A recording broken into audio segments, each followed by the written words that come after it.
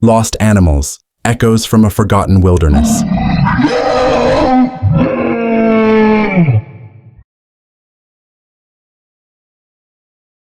Echoes from the shadows. There was a time when the world echoed with calls we no longer hear. The deep trumpet of the woolly mammoth, the fluted cry of the ivory-billed woodpecker, the silent stalk of the Tasmanian tiger. They are gone, but not forgotten. In the shadows of history, in dusty bones and faded photographs, lie the stories of animals who once ruled skies, land, and sea. This is not just a story of extinction. This is a journey through wonder, memory, and mystery. This is lost animals, giants in the mist, the megafauna era. Long before cities, long before empires, there was Earth as a wilderness of titans. The woolly mammoth roamed the tundras of Eurasia. The glyptodon, armored like a living tank, grazed the grasslands of South America. Towering ground sloths slowly moved through ancient forests. These megafauna were survivors of the Ice Age, rulers of land shaped by glaciers and fire. They walked the same earth as the first humans, and perhaps because of us, they disappeared. Was it overhunting, climate change, a slow fading, or a rapid fall? Fossils suggest clues. Carbon dating reveals patterns. But questions remain. They vanished, leaving behind bones embedded in stone, and legends passed down in whispers. Vanishing skies, birds lost to time. There was once a time when birds filled the skies like clouds. The passenger pigeon moved in flocks so large they blocked out the sun for hours. The Carolina Parakeet, the only native parrot of North America, painted forests in neon green and gold.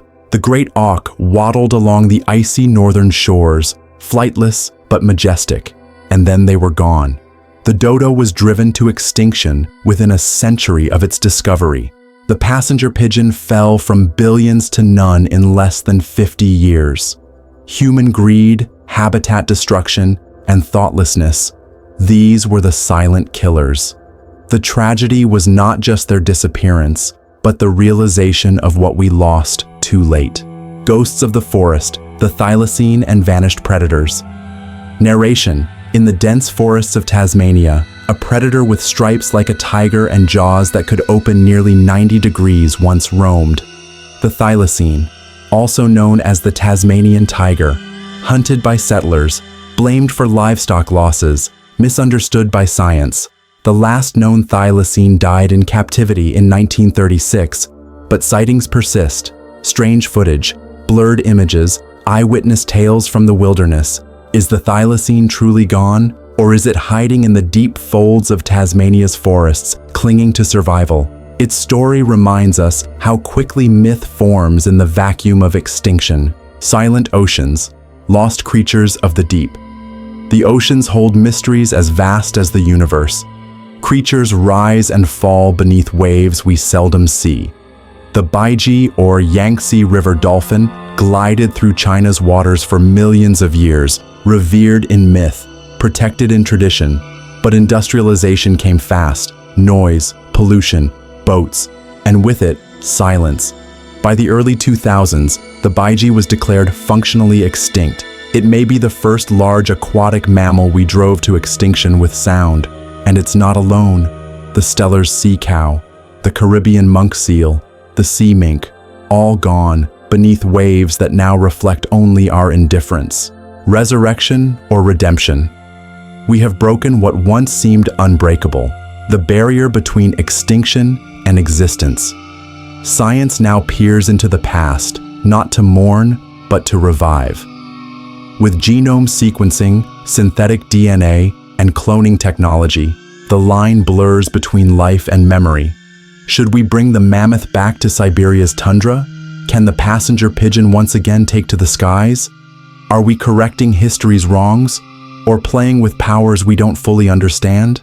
Even if we succeed, what of habitat, ecosystem, ethics, epilogue? What remains and what must not be lost? We walk in the echo of lost voices, but not all is gone. There are creatures still clinging to survival, still waiting to be heard, still watching, wondering if we will learn from silence. The amber leopard pads silently through frostbitten forests. The vaquita, ghost-like, swims its final circles in a shrinking sea. Will they too become ghosts? Or will they remain more than memory? Extinction is not just a biological event. It is an emotional rupture, a cultural loss, a choice. The wilderness remains, if only barely, and it calls us to remember, to change, to act, before the next silence begins.